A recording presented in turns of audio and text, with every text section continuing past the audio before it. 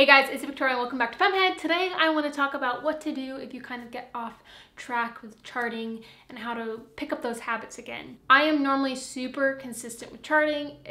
You have to be, that's kind of part of the deal. You have to be consistent, but it's not hard. It's not a lot of work. Every now and then when I'm traveling, I'll forget to take my temperature one morning. Things like I'll forget to take my thermometer out of my bag and put it by me next to the bed. But something really odd happened this last trip.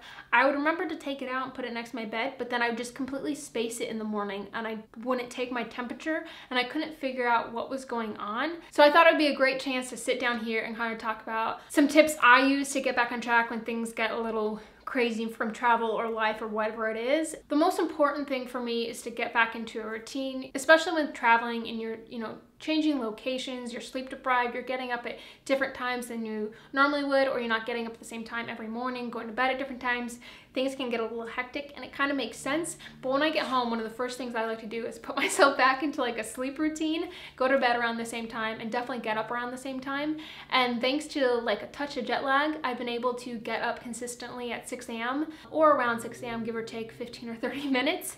And that has just really helped me in so many ways, but especially with charting, because to get up at the same time and to have an alarm go off at the same time is very, very beneficial, because you want to be trying to take your basal body temperature around the same time every morning. But what do you do when that alarm goes off? How do you actually remember to take your temperature? Because that was my problem. I just would forget to take my temperature before going to the bathroom and doing other things. So one thing you can do if this works for you is set an alarm and name the alarm take your temperature. Sometimes that works for me, but often, like now, I don't even look at my phone to turn off my alarm. So one thing I've found that really helps is physically taking your thermometer and putting on your phone and then putting both on your bedside stand or your windowsill or whatever it is.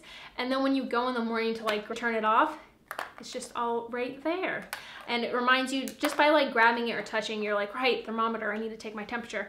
And that is what has helped me this time around. And so I highly suggest that little trick. Now, while I kept consistent with charting my cervical fluid, I have kind of gotten off track on that in the past. And here are kind of some of my tips for that. Obviously, it is easiest to just check your cervical fluid when you go to the bathroom, to just go in there and before you actually go to the bathroom, check your cervical fluid. But sometimes you can get out of the habit of that and then you get done going to the bathroom, you're like, crap, I forgot. So one thing you can do is set a couple of alarms throughout the day. Those are just for go into the bathroom for a minute, check your fluid, and come back out. And then you can slowly start incorporating that to like, you'll remember when you actually go to the bathroom, you'll build that habit of like, I'm in the bathroom, I need to check my fluid. You could also put out sticky notes for yourself in your bathroom, depending on what your bathroom situation is. If you share a bathroom with a lot of people, it could be a little weird to have a sticky note in there. If it's your like personal bathroom at home like I have, then it's fine. I can put a sticky note in there. I've written stuff on my hand before. You'll look down and you'll see whatever it is, and that will just remind you throughout the day. One really weird trick that I used when I first started charting was I would write cervical fluid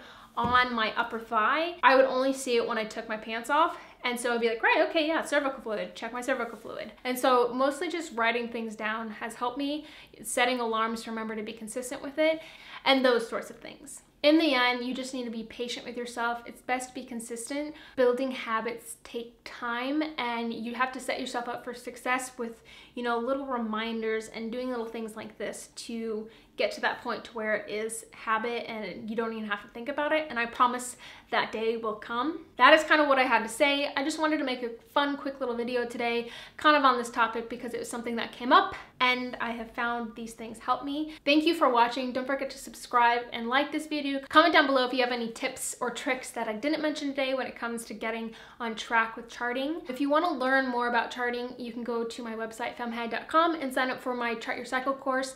It's great for those new to fam, and I absolutely love it. And that is that. Once again, thank you for watching, and I'll see you in my next video. Bye!